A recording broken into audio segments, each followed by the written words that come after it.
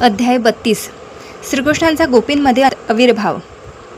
यमुनेच्या तीरावर एकत्र झालेल्या त्या गोपी श्रीकृष्णाच्या दर्शन लालसेने व्याकुळ होऊन रुदन करू लागल्या. अशावेळी भगवान श्रीकृष्ण त्यांच्यात प्रकट झाले. त्यांचे सौंदर्य सर्वैश्वर्य संपन्न व्यक्तीला साजेसे असे अनुभव होते. ब्रह्मसंहितेत म्हटले आहे, आनंद चिन्मय रस प्रतिभाविताभी. श्रीकृष्णांचे सौंदर्य एकटे असताना तितकसे प्रकट होत नाही, परंतु त्यांची शक्ती आणि विशेषतः राधाराणी प्रतिनिधित्व करीत असलेली रुदिनी शक्ती जेव्हा विस्तार पावते तेव्हा त्यांचे अप्रतिम वैभव प्रकट होते. परमसत्य निर्विशेष आहे, शक्तिरहित आहे अशी मायावाद्यांनी जी संकल्पना आहे ती अपूर्ण ज्ञानामुळे आहे. वस्तुतः शक्ती प्रदर्शनाविना परमसत्य पूर्ण होऊ शकत नाही. आनंद चिन्मय रस याचा अर्थ असा की परमसत्याचे शरीर शाश्वत ज्ञानानंदाचे दिव्य रूप आहे. श्रीकृष्ण विविध शक्तींनी सदैव वेढलेले असतात म्हणून ते सुंदर आणि पूर्ण आहेत. आपल्याला ब्रह्मांड संहिता आणि स्कंदपुराणातून समजते की श्रीकृष्ण नेहमी सहस्रावधी लक्ष्मींनी आवृत्त झालेले असतात.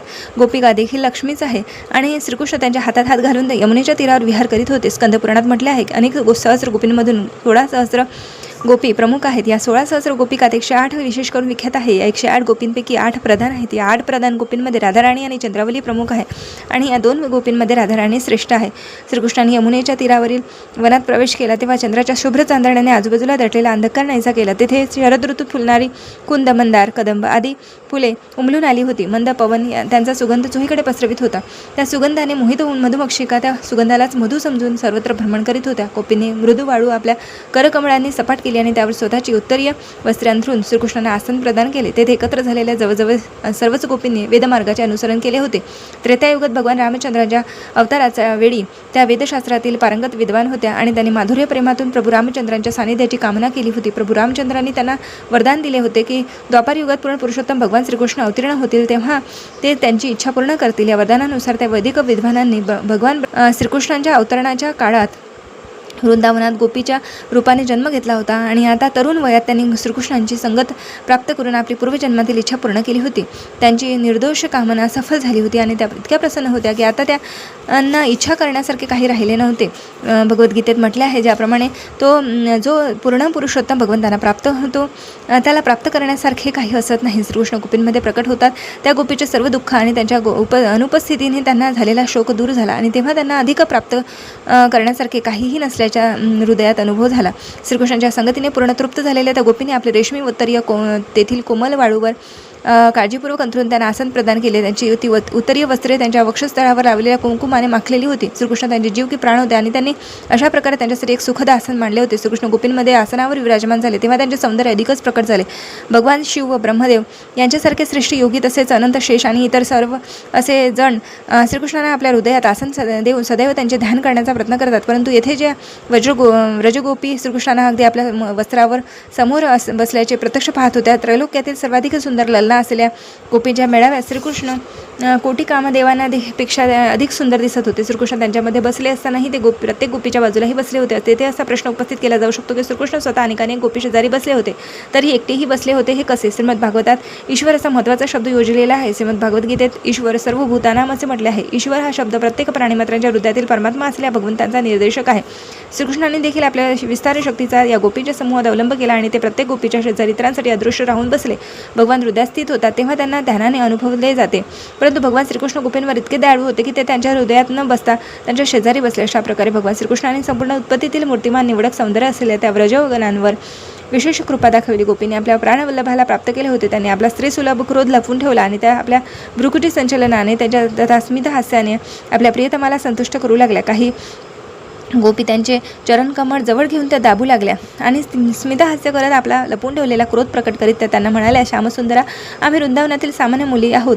आम्हाला वैदिक ज्ञानाची फारशी जाणीव नाही. काय योग्य आणि काय अयोग्य हे आम्हाला काय कळणार? म्हणून आम्ही तुम्हाला एक प्रश्न विचारतो. तुम्ही परम विद्वान असल्यामुळे त्यांचे यथायोग्य उत्तर देऊ शकता. आम्हाला असे दिसते की प्रेमी मनुष्याचे 3 वर्ग आहे. एक वर्ग केवळ प्रेमाचे देवाणघेवाण करतो. दुसरा वर्ग प्रतिपक्ष जरी प्रतिकूल असला तरी अनुकूल राहून प्रेम करीतच राहतो. तिसरा वर्ग प्रेमसंबंधात प्रतिकूलही असत नाही आणि अनुकूलही असत नाही. म्हणून हे श्यामसुंदर, या 3 वर्गापैकी तुम्हाला कोणता मान्य आहे अथवा तुम्ही कोणाला प्रामाणिक समजता? गोपींच्या प्रश्नाचे उत्तर देत श्रीकृष्ण म्हणाले, प्रिय सख्यानो, केवळ प्रतिपक्ष प्रेम करतो म्हणून प्रेम करणारे लोक व्यापाऱ्यांप्रमाणे आहेत. प्रेमसंबंधात जितके प्राप्त प्राप्त करतात तितकेच देत असतात.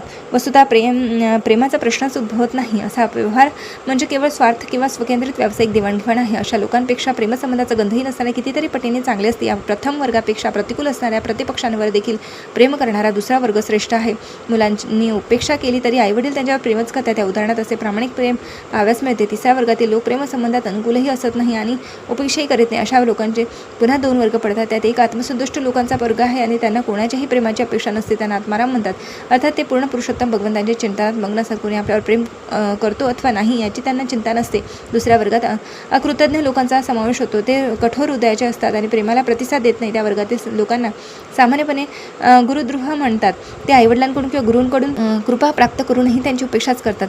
श्रीकृष्णांनी गोपींच्या प्रश्नांची अप्रत्यक्षपणे उत्तर दिली. गोपींच्या प्रश्नांचा भाव असा होता की श्रीकृष्ण त्यांच्या प्रेमसंबंधात अनुकूल वागत नव्हते, परंतु उत्तर देताना श्रीकृष्णाने सुचविले की ते पूर्ण पुरुषोत्तम भगवान असल्यामुळे अर्थातच आत्माराम आहे आणि त्यांना कोणाच्याही प्रेमाची अपेक्षा नसते. परंतु असे सांगताना आपण कृतज्ञ नाही हे देखील त्यांनी सुचविले. प्रिय सख्यांनो, श्रीकृष्ण पुढे म्हणाले, तुम्ही माझ्या शब्दांनी आणि व्यवहाराने कष्टी झाला असाल म्हणून, परंतु मी कधीकधी माझ्या भक्तांच्या प्रेमास प्रतिसाद देत नसतो. ही गोष्ट तुम्ही समजून घ्यायला हवी. माझे भक्त माझ्यावर अतिशय आसक्त असतात, तथापि त्यांचे माझ्यावरील प्रेम अधिकाधिक वृद्धिंगत व्हावे म्हणून मी कधीकधी त्यांच्या भावनांना योग्य प्रतिसाद देत नाही. त्यांना जर मी सुलभ झालो तर ते समजतील की कृष्ण सहज साध्य आहे. एखादा मनुष्य निर्धन असला तरी त्याला जर भविष्यात दैवयोगाने प्रचंड धन प्राप्त झाले आणि ते अचानक सर्व नष्ट झाले तर तो त्या धनाचे अहोरात्र चिंतन करीत राहतो. त्याप्रमाणे माझ्या भक्तांचे प्रेम वाढवण्याकरता मी कधी अप्रकट होण्याच्या हेतूने त्यांच्यासमोर प्रकट होतो आणि ते मला न विसरता माझ्याविषयीच्या त्यांच्या प्रेमभावना अत्यधिक तीव्र होतात. प्रिय सख्यांनो, मी सामान्य भक्तांशी वागतो तसं तुमच्याशी देखील वागतो. हे मुळीच समजू नका. तुमचे हृदय मी जाणतो. तुम्ही सर्व प्रकारच्या सामाजिक, धार्मिक, कौटुंबिक मर्यादांचा त्याग करून माझ्याकडे आला आहात आणि माझ्यावर प्रेम केले आहे. मी तुमचा इतका ऋणी आहे की मी तुम्हाला सामान्य भक्तांप्रमाणे वागवू शकत नाही. मी तुमचा परित्याग करून दूर गेलो होतो असे तुम्ही समजू नये. मी तुमचं सानिध्य होतो. तुम्ही माझ्या अनुपस्थितीत किती कष्टी झाला होता हे मी केवळ पाहत होतो. म्हणून हे सख्यांनो, माझ्यात दोष पाहण्याचा प्रयत्न करू नका. तुम्ही मला आपला प्राणप्रिय समजता म्हणून मी काही चूक केली असेल तर कृपया मला क्षमा करा. माझ्यावरील अखंड प्रेमाची परतफेड करणे स्वर्गीय देवी देवतांच्या प्रमाणे दीर्घायुष्य प्राप्त करूनही मला कदापि शक्य नाही. तुमच्या प्रेमाची परतफेड करणे आणि योग्य ती कृतज्ञता दाखविणे देखील मला अशक्य आहे. म्हणून तुम्ही आपल्या भक्तीने संतुष्ट राहा. कौटुंबिक संबंधामुळे निर्माण होणाऱ्या मोठमोठ्या अडचणी पार करून तुम्ही माझ्यावरील आदर्श अनुरागाचे प्रदर्शन केले आहे. तुमच्या ऋणातून उरून होणे मला शक्य नाही. म्हणून तुम्ही आपल्या आदर्श चरित्राने संतुष्ट व्हा. वृंदावनातील भक्ताने प्रकट केलेला आदर्श भक्तिभाव म्हणजे परमशुद्ध स्वरूपाची भक्ती होय. अधिकृत शास्त्रातून म्हटले की भक्तिसेवा अहेतुकी आणि प्रतिहता असावी. याचा अर्थ असा की श्रीकृष्णांची भक्ती राजकीय किंवा धार्मिक बंधनांनी कधी थांबविली जाऊ शकत नाही. भक्तिसेवेचा स्तर सदैव दिव्य स्वरूपाचा आहे. विशेषतः गोपींनी अशी शुद्ध प्रेमभक्ती प्रदर्शित केली की स्वतः श्रीकृष्ण त्यांचे नित्य ऋणी आहे. म्हणूनच भगवान श्री चैतन्य महाप्रभू म्हणतात की वृंदावनातील गोपींनी प्रकट केलेल्या प्रेमभक्तीचे भगवतप्राप्तीच्या इतर सर्व विधींना पराभूत केले आहे. अशा रीतीने कृष्णपूर्ण पुरुषोत्तम भगवान या ग्रंथातील श्रीकृष्णांचा गोपीमध्ये आविर्भाव नामक अध्यायातील भक्तिवेदांत भाष्य संपन्न.